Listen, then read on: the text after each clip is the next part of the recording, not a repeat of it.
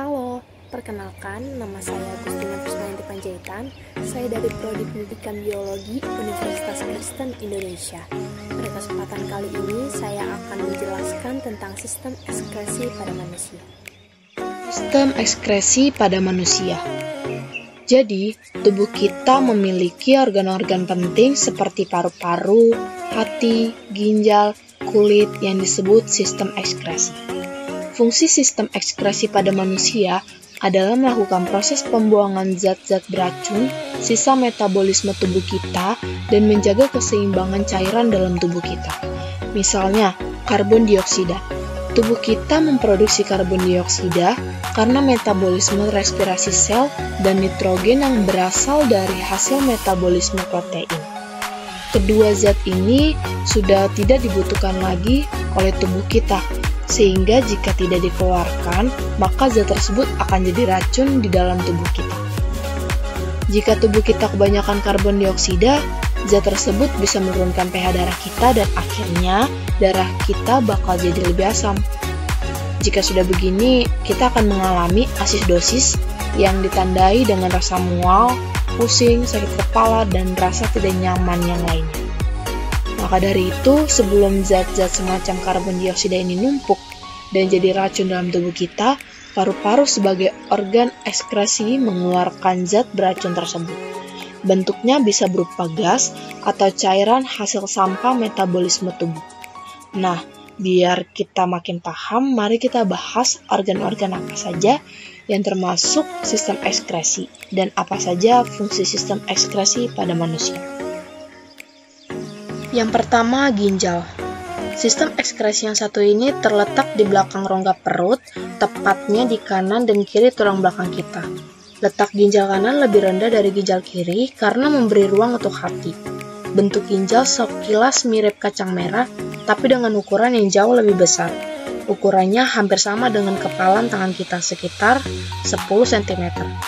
Dan memiliki berat kurang lebih 100-175 gram tergantung dari umur dan jenis kelamin.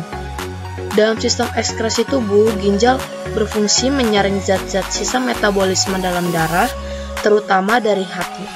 Ginjal juga berfungsi mengolah zat-zat beracun tersebut menjadi cairan bernama urin.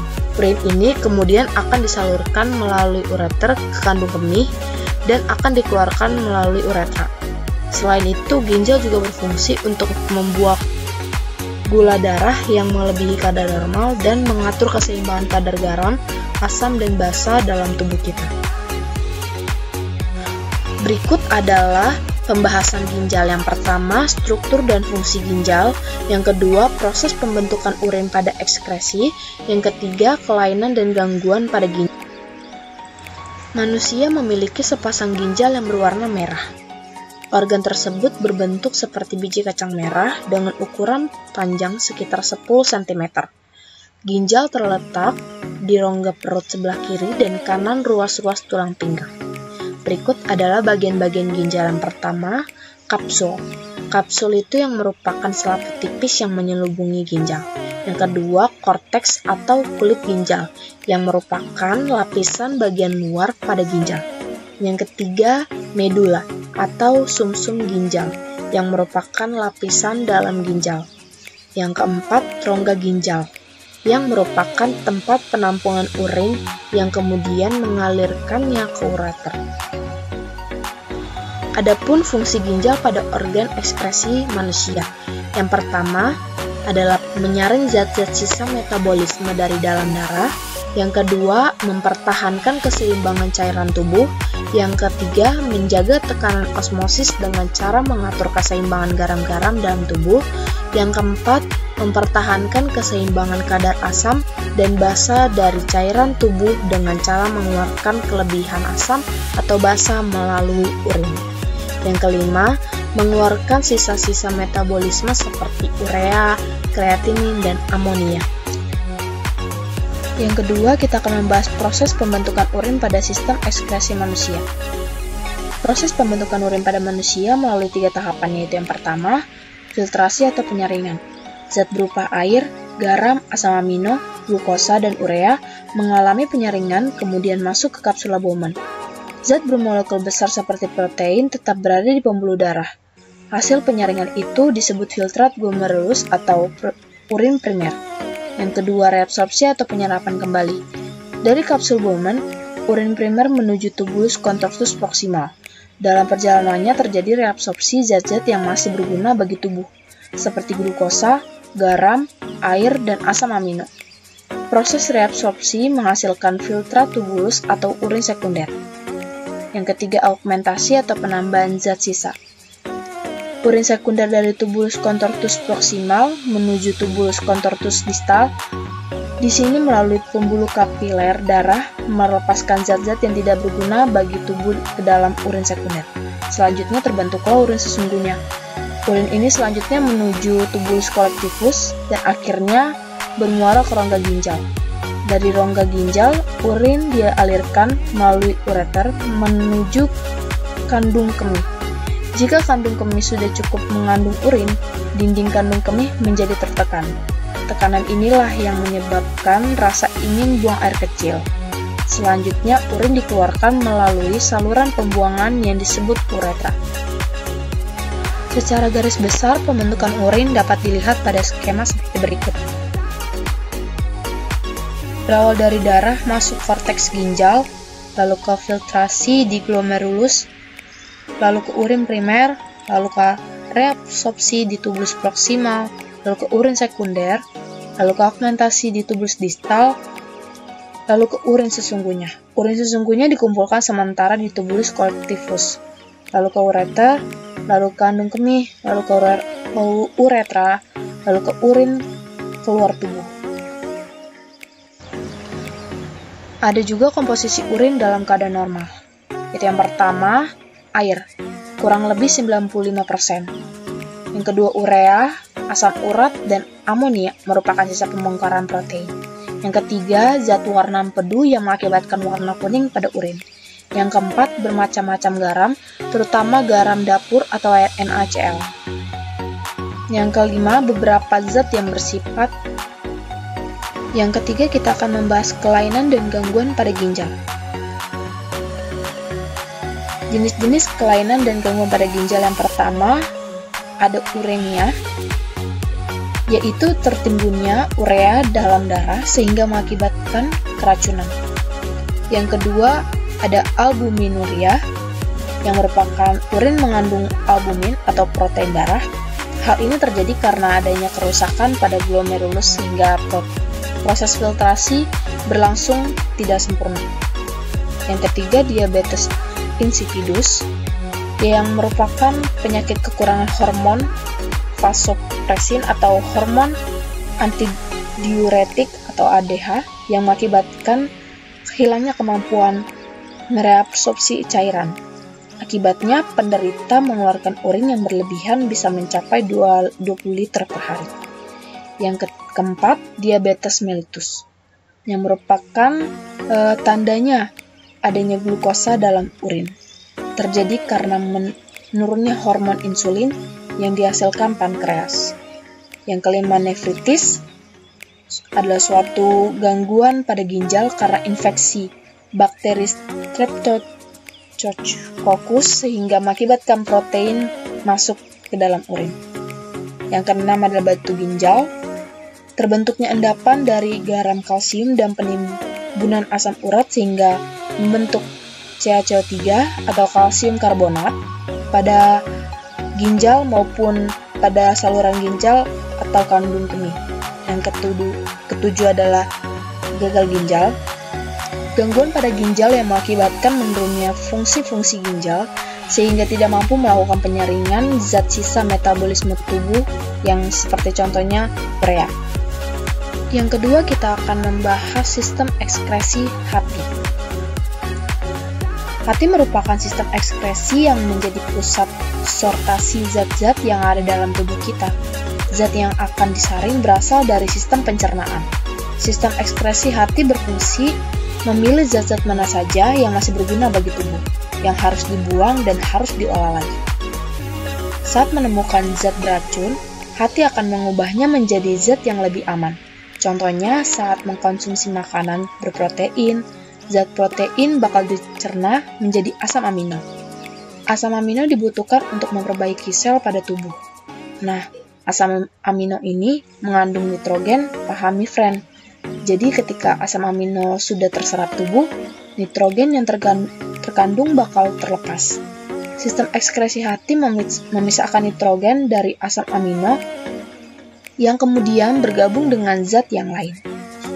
Nitrogen kemudian diubah menjadi NH3 bersama amonia yang diubah lagi menjadi urea. Zat urea ini kemudian masuk ke ginjal untuk kemudian dibuang bersama urin. Berikut adalah pembahasan tentang sistem ekskresi hati. Yang pertama ada struktur dan fungsi hati, yang kedua gangguan. Yang pertama kita akan membahas struktur dan fungsi hati. Hati merupakan organ paling besar di dalam tubuh kita. Hati mempunyai berat kurang lebih 1,5 kg dan berwarna coklat. Hati terletak di bagian kanan atas rongga perut di bawah diafragma. Hati digolongkan ke dalam salah satu organ yang termasuk dalam sistem ekskresi manusia karena hati mengeluarkan zat sisa berupa. Adapun fungsi hati, yang pertama menyimpan glikogen atau gula otot, yang kedua menetralkan racun, yang ketiga membentuk protombin atau zat yang digunakan dalam pembekuan darah. Yang keempat adalah tempat pengubahan provitamin A menjadi vitamin A. Yang kelima, hati juga tempat pembentukan urea dan amonia. Yang keenam, hati tempat pembentukan sel darah merah pada janin sebagai organ ekskresi. Dan yang terakhir, hati juga berfungsi sebagai kelenjar pencernaan. Yang kedua, kita akan membahas penyakit gangguan pada hati. Yang pertama, ada penyakit Wilson, yang merupakan keturunan dengan kadar zat tembaga dalam tubuh yang berlebihan, sehingga mengakibatkan gangguan fungsi hati. Yang kedua, hepatitis, yang merupakan radang atau pembekakan hati yang disebabkan oleh virus, alkohol, narkoba, obat-obatan, atau racun. Gejala hepatitis yaitu nafsu makan yang hilang, kelelahan, demam, tegal, seluruh tubuh mual, muntah, dan nyeri pada perut. Yang ketiga, sirosis, yaitu yang merupakan penyakit hati yang kronis dan mengakibatkan guratan pada hati sehingga hati menjadi. Yang ketiga, kita akan membahas sistem ekskresi kulit. Selain melalui ginjal, sampah metabolisme juga dikeluarkan melalui kulit. Kulit berfungsi sebagai sistem ekskresi karena mampu mengeluarkan cairan berupa keringat. Keringat ini dikeluarkan oleh kulit melalui kelenjar keringat atau glandula sudorifera yang terletak di lapisan dermis kulit. Kelenjar keringat akan mengeluarkan 5-10% cairan dari seluruh sisa metabolisme tubuh. Serabut saraf yang ada di pangkal kelenjar keringat berfungsi merangsang kelenjar keringat menyerap air atau H2O, mineral, Na+, ceamin, dan produk buangan metabolisme seperti asam amino, urea, dan asam laktat dari kapiler darah. Semua zat tersebut akan bercampur dan menjadi keringat yang akan dikeluarkan ke permukaan. Berikut adalah pembahasan kulit. Yang pertama adalah ada struktur kulit, yang kedua fungsi kulit, yang ketiga gangguan pada kulit. Yang pertama kita akan membahas struktur kulit. Struktur kulit dibagi menjadi dua, yaitu epidermis atau lapisan kulit argi. Epidermis merupakan lapisan kulit terluar yang sangat tipis. Bagian epidermis terdiri ada dua lapisan, yaitu yang pertama lapisan tanduk yang merupakan lapisan paling luar pada epidermis. Lapisan ini tersusun atas sel-sel mati yang mudah mengelupas. Yang kedua lapisan Malpighi yang terletak di bawah lapisan tanduk dan tersusun dari sel-sel hidup. Struktur kulit yang kedua, dermis atau lapisan kulit jangat. Pada lapisan kulit ini terdapat bagian-bagian berikut. Yang pertama, pembuluh kapiler, yang kedua kelenjar keringat, yang ketiga kantong rambut, yang keempat kelenjar minyak rambut, dan yang kelima ujung syaraf. Adapun fungsi kulit yang pertama, alat pengeluaran keringat, yang kedua pengatur suhu tubuh, yang ketiga tempat pembentukan vitamin D dari provitamin D dengan bantuan sinar matahari, yang keempat tempat penyimpanan. Yang ketiga kita akan membahas gangguan pada kulit. Yang pertama, jerawat. Yang kedua, skabies atau kudis, yang merupakan penyakit kulit yang disebabkan oleh infeksi tungai Sarcoptes cabiei. Tungai berproduksi pada permukaan kulit, lalu masuk ke dalam kulit untuk bertelur sehingga menjadi gatal. Yang ketiga, pruritus cutanea, yang merupakan penyakit kulit dengan gejala timbul rasa gatal yang dipicu oleh iritasi saraf sensorik perifer. Yang keempat, eksim, yang merupakan penyakit kulit karena infeksi atau iritasi. Dan yang terakhir, gangren, yang merupakan kelainan pada kulit karena kematian sel-sel jaringan tubuh. Yang terakhir kita akan membahas sistem ekskresi paru-paru. Seperti yang sudah kita bahas sebelumnya, paru-paru merupakan bagian dari sistem ekskresi manusia. Paru-paru sebagai organ ekskresi mengeluarkan karbon dioksida dan uap air saat kita bernapas melalui hidung atau mulut. Ketika menghirup udara, paru-paru kita akan memasukkan oksigen, kemudian mengeluarkan karbon dioksida beserta uap air. Udara yang masuk melalui hidung akan masuk menuju trakea, melalui tenggorokan, dan dari sana udara akan dipilah ke saluran-saluran udara atau bronkus dan memasuki paru-paru kita. Udara yang kita hirup akan dipilah lagi ke dalam bronkiolus menuju kantung udara alveolus. Di sini terjadi pertukaran antara oksigen dan karbon dioksida. Oksigen dalam alveolus kemudian akan diserap oleh pembuluh darah, disalurkan ke jantung, kemudian dipompa oleh jantung menuju sel-sel tubuh. Proses metabolisme ini menghasilkan karbon dioksida yang akan diserap oleh darah dan dibawa kembali ke paru-paru untuk dikeluarkan dalam bentuk gas dan cairan. Gas dan cairan itulah yang disebut CO2 dan H2O. Berikut adalah fungsi paru-paru. Fungsi utama paru-paru adalah sebagai tempat pertukaran antara gas CO2 dan O2. CO2 dikeluarkan melalui paru-paru. Inilah peran penting dari paru-paru sebagai organ ekskresi, yaitu mengeluarkan CO2 atau karbon. Adapun gangguan pada paru-paru. Yang pertama, asma atau sesak napas, yang merupakan penyumbatan saluran pernapasan atau bronkiolus yang disebabkan oleh alergi benda-benda asing seperti rambut, bulu, debu, atau tekanan psikologis. Yang kedua, kanker paru-paru, yang merupakan gangguan paru-paru yang disebabkan oleh kebiasaan merokok. Dan yang terakhir, emfisema, yang merupakan penyakit pembekakan alveolus dalam paru-paru yang mengakibatkan saluran pernapasan menyempit. Sekian dari saya, mohon maaf bila ada kata-kata yang salah. Semoga Tuhan selalu menyertai. Terima kasih.